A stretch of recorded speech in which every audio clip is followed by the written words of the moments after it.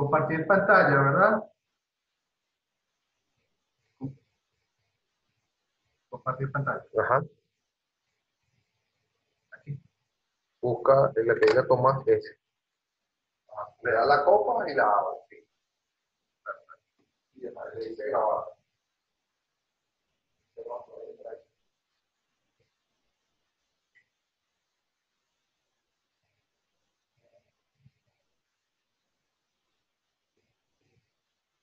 Vinicio. Ya, Vinicio. Ya, oriéntame aquí una cuestión. Que no entré con la primera.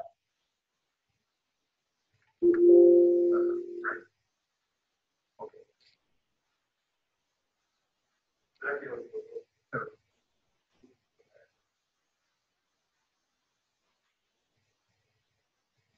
Buen día. Mi nombre es Tomás Manchinelli, soy otorrino aquí en la sede Maracay, del Centro Médico José Prevaler.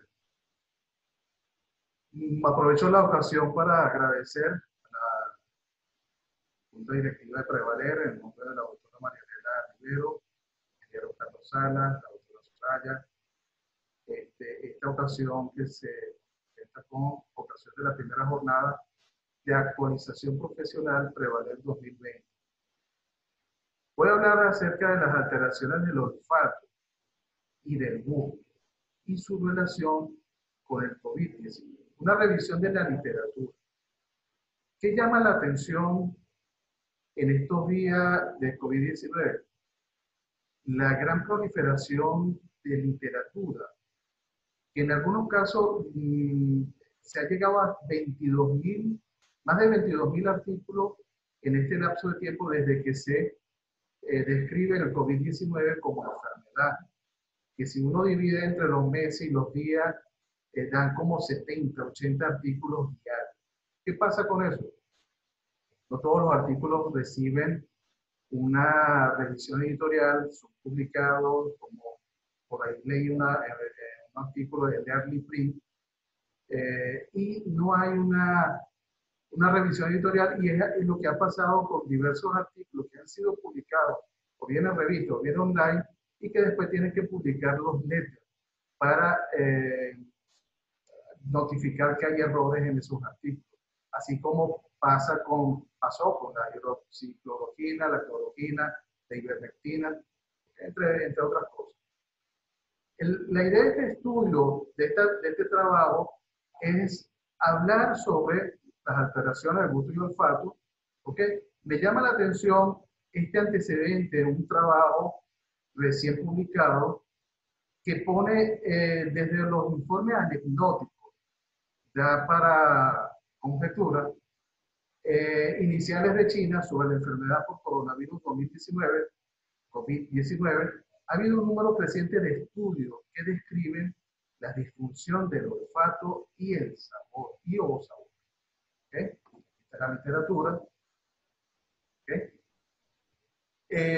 Cronológicamente tenemos que desde finales de diciembre de 2019, en Wuhan, en esa provincia, en la provincia china de Hubei, perdón, las autoridades locales de salud comunican a la Autoridad Mundial de Salud, la Organización Mundial de Salud, la aparición de varios casos de neumonía, de biología de COVID. Ya el 7 de enero de 2020 se confirma oficialmente que se trata de un nuevo coronavirus que ha sido denominado SARS-CoV-2. ¿Okay? SARS por su sigla en inglés, síndrome respiratorio agudo severo, coronavirus 2. Este es el implicado, el coronavirus. Es un virus ARN de cadena sencilla que tiene una cubierta lipoproteica y tiene 4 proteínas estructurales: la M, la E, la S, y por aquí debe estar la N. La más importante es esta de acá, porque esta es la proteína que se va a unir al receptor AC2, la enzima convertidora de angiotensina, y produce la internalización del virus en la célula y su replicación. Este es el virus en otra imagen. Esta es la proteína monocatenaria, el virus es una monocadena de ARN. ¿Okay? Es un virus grande, dentro de los virus es uno de los virus más grandes.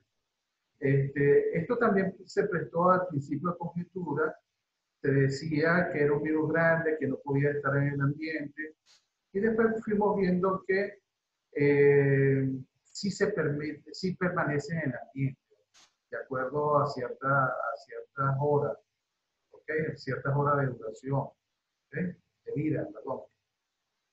Entonces tenemos que los coronavirus, los que están implicados en esta COVID-19, son un grupo de virus ARN altamente diversos de la familia Coroviridae, que producen enfermedades de leves a severas, graves, en humanos y en animales.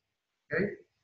Este virus causa diversas manifestaciones clínicas englobadas en el término actual COVID-19, coronavirus, virus disease, que es el nombre de la enfermedad, que entre otros síntomas producen fiebre, tos, mialgias, cefalea, malestar general. El síntoma cardinal es fiebre. Hay trabajos que mencionan la fiebre en un 83%, hay otros que mencionan hasta un 98% de presencia de fiebre.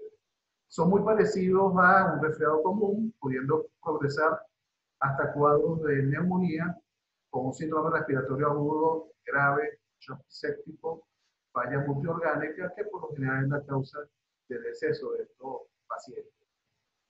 La mayoría de los casos COVID-19 notificados hasta el momento debutan como casos leves. De hecho, la mortalidad del virus ronda el 7-8% de los casos.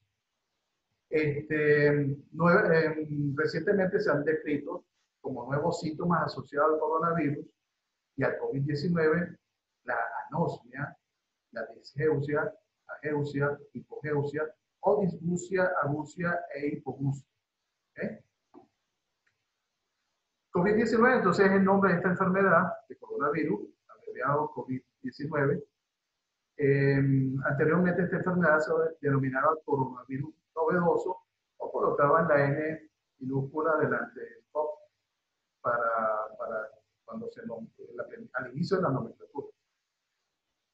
En las últimas 2 décadas ha habido 2 brotes de enfermedad, uno el SARS-CoV y el MERS-CoV, el síndrome respiratorio agudo severo y el síndrome respiratorio del Middle East, del Medio Oriente, ¿okay? Que evolucionaban hacia neumonías severas. Vamos a revisar una terminología que es importante en esta época de pandemia con respecto al coronavirus: cuarentena, aislamiento, distanciamiento físico. Esto había en ocasiones del aniversario de Prevaler y hice mención en el grupo de WhatsApp que esperemos que pronto que este distanciamiento que ha separado los 2 pilares de Prevaler ceda para volvernos a unir. ¿Okay? Esta es la distancia ideal para el distanciamiento físico. ¿Okay? La cuarentena, como terminología, es una terminología de origen bíblico, no se refiere precisamente a 40 días, epidemiológicamente. Significa restringir las actividades o separar a las personas que no están enfermas, pero que pueden haber estado expuestas al COVID-19. El objetivo es prevenir la propagación de la enfermedad. El aislamiento significa separar a las personas que están enfermas con síntomas COVID-19 y que pueden ser contagiosas para prevenir la propagación de la enfermedad. Distanciamiento físico significa estar físicamente separado. Esto es muy importante porque es más o menos la idea del trabajo. Esta parte de acá. Prevenir la propagación de la enfermedad. Dar a conocer que las alteraciones del olfato y del gusto son síntomas precoces que pueden prevenir el contagio. ¿Okay? Separar al paciente que presenta esos síntomas de dificultad para el reconocimiento de los gustos y del olfato. ¿Okay? También repasando terminología, vamos a ver lo que es un caso sospechoso, un caso probable, un caso confirmado, de acuerdo a las pautas del Ministerio del Poder Popular del Despacho de la Presidencia. Caso sospechoso es una persona con alguna enfermedad respiratoria aguda de causa no especificada. Se engloban todas. Una persona con alguna enfermedad respiratoria aguda leve, moderada, grave, de causa no especificada, que durante los 14 días previos al inicio de la enfermedad tuvo como antecedente haber vivido o viajado a una área de transmisión de la enfermedad o contacto con un caso probable o confirmado de infección por COVID-19. También es un caso sospechoso un paciente con enfermedad respiratoria, infección respiratoria aguda grave, sin otra etiología que explique completamente la presentación.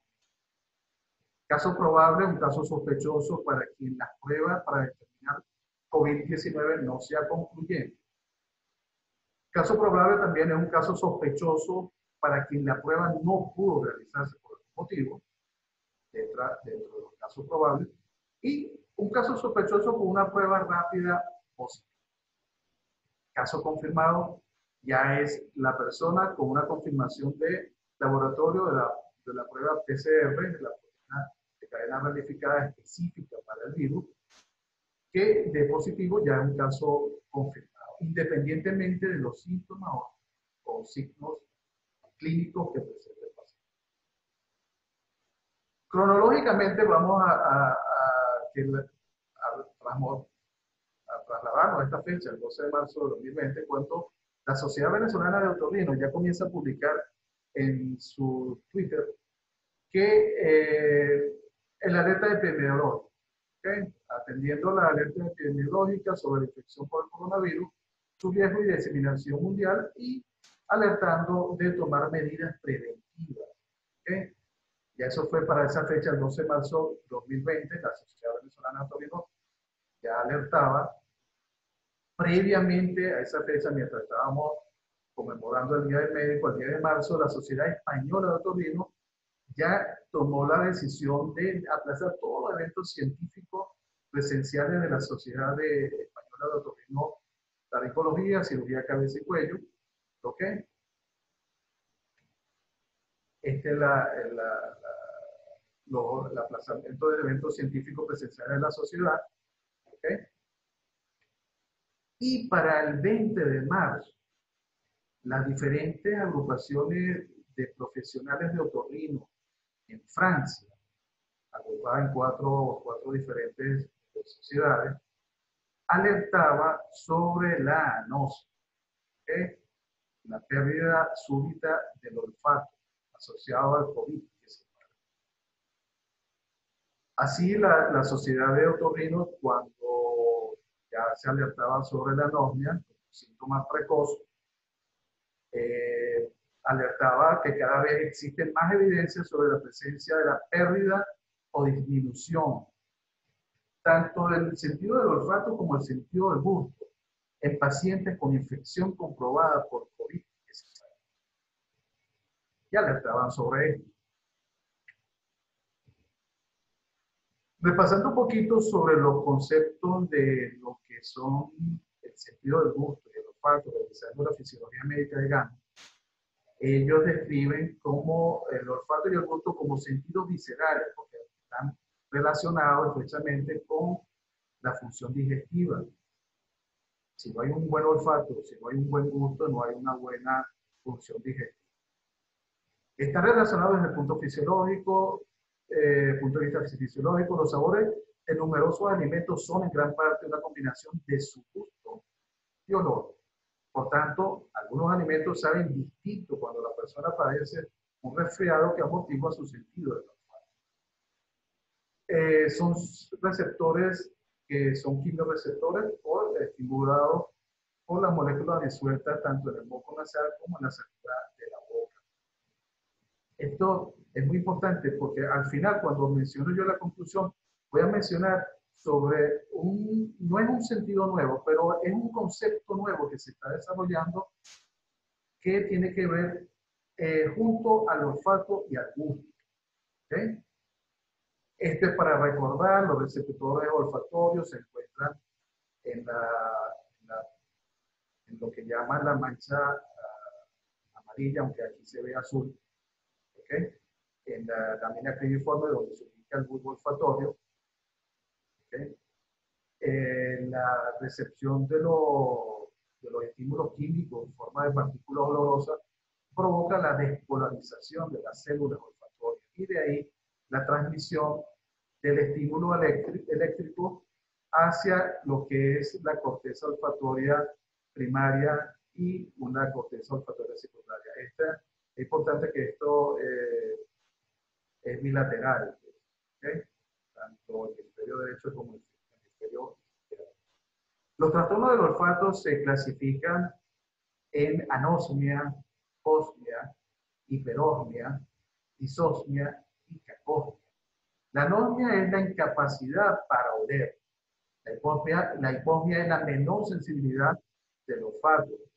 La hiposmia, a través de la escala visual análoga, se puede clasificar en leve, moderada, severa, de acuerdo a esa graduación de la escala, del 0 al 10. Pueden ser consecutivas a una simple congestión nasal o bien sea un signo de un trastorno más grave, una lesión de los nervios olfatorios, una fractura de la placa cribriforme, procesos infecciosos, el Alzheimer. ¿Okay? La hiperosmia es la mayor sensibilidad olfatoria, es menos frecuente que la anosmia, es frecuente en las mujeres embarazadas. También la cacosmia, la percepción del mal olor fétido, podrido sin existencia del mismo, es frecuente también en las mujeres embarazadas. Y la disosmia es que cuando hay una distorsión del sentido del olfato, puede ser causada por diversos trastornos como sinusitis, lesión de los nervios olfatorios, mala higiene dental. Los receptores del gusto en la lengua, ¿okay? A través de la papila foliada, papila calciforme, papila fungiforme, son recogidas información a través de 3 pares nerviosos que llevan la información a nivel central. ¿Okay? La rama de la cuerda del tímpano, del nervio séptimo par craneal, facial, el trigémino y el gloso faríngeo. Es igual, es una información que va a ambas lóbulos cerebrales y todos tenemos una corteza sensorial que se encarga de la vía del gusto, del sentido del gusto. Entonces, los trastornos del gusto tenemos principalmente la ageusia o la agusia, que es la imposibilidad para detectar cualitativamente todos los gustos. Y hay modalidades parciales, como la agusia. ¿Okay? Hay incluso una agusia específica. Esto tiene que ver mucho con un componente genético. La disminución de la sensibilidad gustativa es una hipoacusia o una hipogeusia. ¿Okay? Una disgeusia es la distorsión de la percepción del gusto. Ahí también se describe una fantogeusia, una presencia de una sensación gustativa en ausencia de gusto. Y la agnosia gustativa, que es una también de las patologías que se describe como la trastornos del gusto. La Sociedad Venezolana de Otorrino comienza a presentar la información acerca de la falta del olfato como marcador precoz del COVID-19 ya para el 24 de marzo del 2020.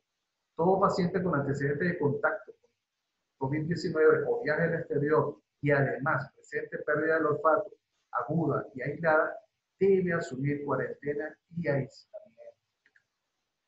La falta de olfato, anosmia, como marcador precoz del COVID-19, más o menos Lo mismo se considera una forma de presentación leve de la enfermedad, sobre todo en pacientes de 25 a 45 años de edad. ¿Okay? También la Sociedad de Otorrino sugiere considerar como parte de los síntomas del COVID-19 no solamente la fiebre, la tos, dolor en la garganta, sino también la pérdida del olfato, la disminución del olfato de reciente aparición, aislado o sin causa aparente. Esto no es totalmente cierto. Somos uno de los grupos de especialistas más vulnerables, los pediatras, internistas, médicos de familia, intensivistas. Por las exploraciones todos tenemos esa vulnerabilidad. ¿Okay? Más o menos los síntomas de los procesos infecciosos, rinitis alérgica, resfriado, catarro común, hay una diferenciación entre uno y otro, la gripe o influenza, la rhinosinusitis, esto más o menos a manera de información. ¿Okay? La rinitis alérgica es inflamación de la mucosa nasal de etiología alérgica. El resfriado, catarro común, una infección viral leve de la vía respiratoria. La influenza o gripe, infección viral de leve o moderada de la vía respiratoria. Y la rhinosinusitis, que es la inflamación tanto de la mucosa nasal como de la seno paranasal. El virus, cuando entra en contacto con las células del organismo, se une a través de este receptor AC2, enzima convertidora de angiotensina 2, y por intermedio de esta proteasa que permite la unión del receptor de la proteína N a este receptor, es internalizado y produce toda esta serie de pasos, la replicación del ARN, la formación del vídeo maduro y la replicación viral con las consecuentes exocitosis, multiplicación viral y lesión de la célula, muerte de la célula. Aquí más o menos también lo mismo, vemos los organelos que están implicados en el proceso de replicación viral. Lo importante es este concepto, la tormenta de citoquinas. Cuando ocurre este proceso de internalización, hay una secreción de citoquinas inflamatorias, produciendo esa tormenta de citoquinas que es importante porque es la que va a guiar el proceso inflamatorio global. En los síntomas tempranos vemos que está implicada la histamina, produciendo en esta parte de la unión de la célula, del virus con la célula de regulación, produce estornudos, pruritos, rinorrea, menor casos de congestión. El principal implicado es la histamina. ¿Es importante esto? Sí. ¿Por qué? Porque la histamina, vamos a ver que uno de los medicamentos que se está usando ahorita para disminuir la intensidad de los síntomas y mejorar lo que es el olfato y el gusto son los antihistamínicos. La expresión de los receptores de la enzima convertidora de angiotensina va de mayor a menor desde la nariz, siguiendo todo lo que es el árbol respiratorio. ¿Okay? Por eso la afección puede ser toda la parte respiratoria. Se describe también este tipo de receptor en las células intestinales, por eso hay manifestaciones intestinales del COVID-19. Importante, si la idea es prevenir, saber que existen pacientes que pueden tener alteraciones del olfato, alteraciones del gusto, ¿qué es importante? Conocer que hay unos test dirigidos hacia el olfato y hacia el gusto para corroborar la presencia de alteraciones del olfato y tomar las medidas preventivas. Por lo general, los test de olfato y gusto se adaptan a cada tipo de población porque hay olores y gustos propios. En la población venezolana,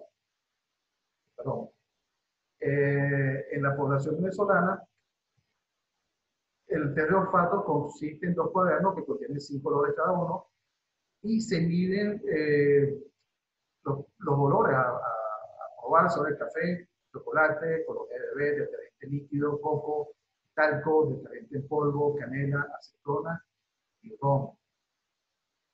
El test del gusto, recordemos siempre esta imagen de la lengua la tradicional, en la punta de la lengua captamos el dulce, hacia los lados el salado, hacia la base de la lengua y hacia los lados los sabores ácidos, lo que es la base de la lengua, el sabor amargo, y el sabor, ese sabor que, como un japonismo que usamos acá, el umami.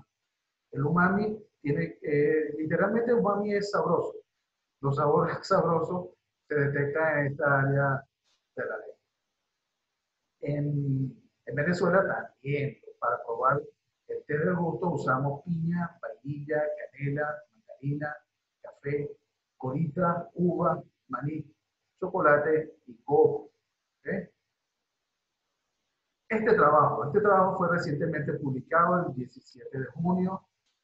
Este trabajo es el que presenté al principio como antecedente, es un poquito polémico. Esa parte anecdótica de China crea un poquito de polémica, pero es un trabajo bastante completo, con una tabla bastante completa de estudio. ¿Okay?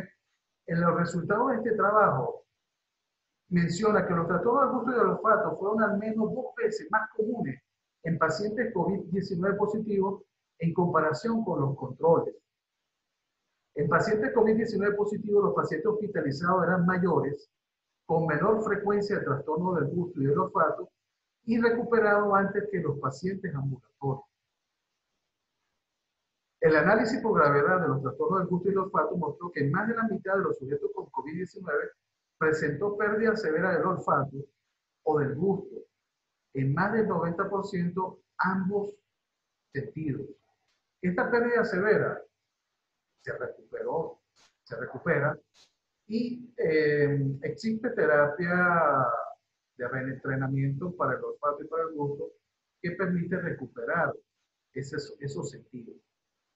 Como conclusión, ese estudio coloca que los trastornos del gusto y el olfato es un síntoma común en el COVID-19 y se presenta principalmente en pacientes jóvenes y no hospitalizados.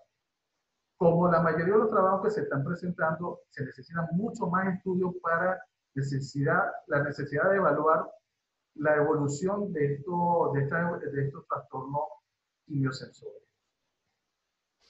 En Venezuela hay 2 grupos de trabajo que están trabajando, después de la redundancia, con el olfato y el gusto. Uno es liderado por la doctora Rosalinda Pieruccini en el Hospital Militar Universitario Dr. Carlos Arbelo.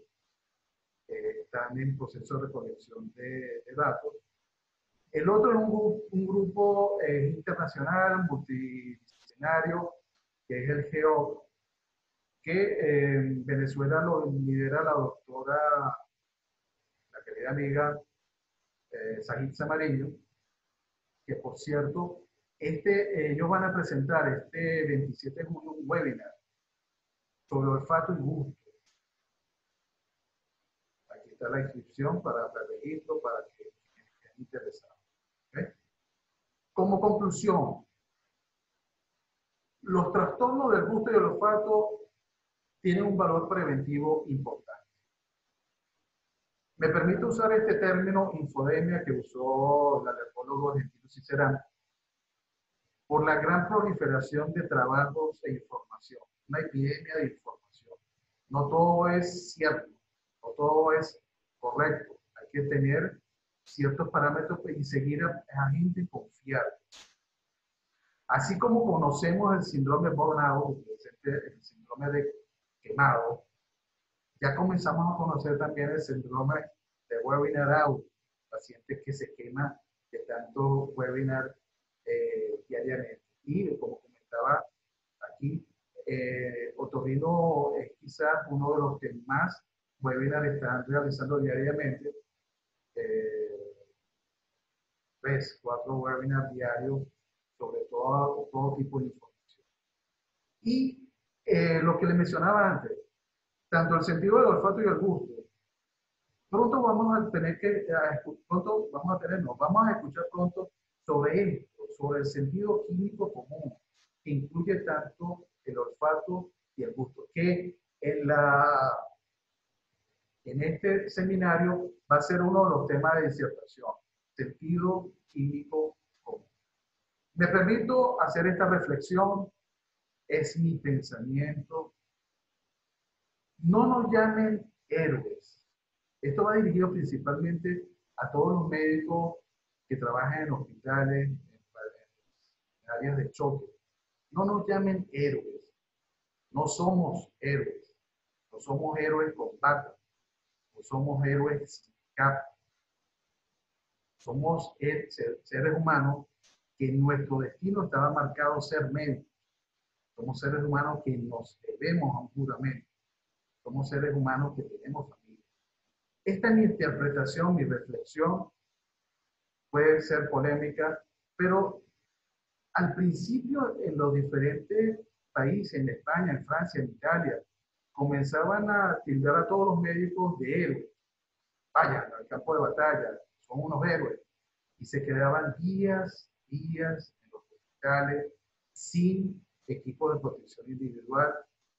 Muchos de ellos salieron como con los pies hacia adelante.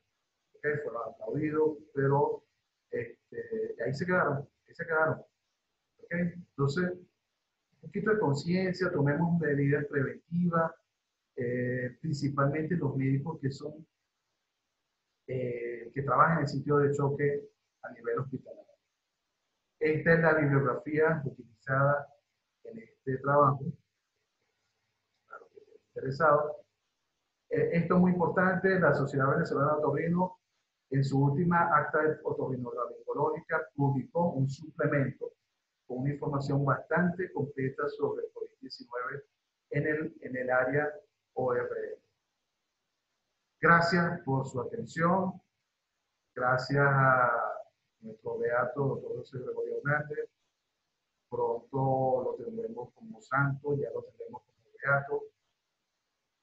Muchas gracias a todos por su atención. Muchas gracias a la doctora Marianela Rivero por su confianza, al ingeniero Carlos Sala, a la doctora Soraya Álvarez, al personal operativo de Prevaler, a la señora Miriani, los amigos Carlos Carvajal y Licio Conde. Gracias por todo. Y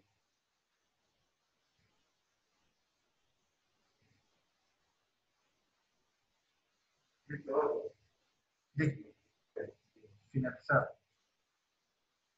Quizás, ¿verdad?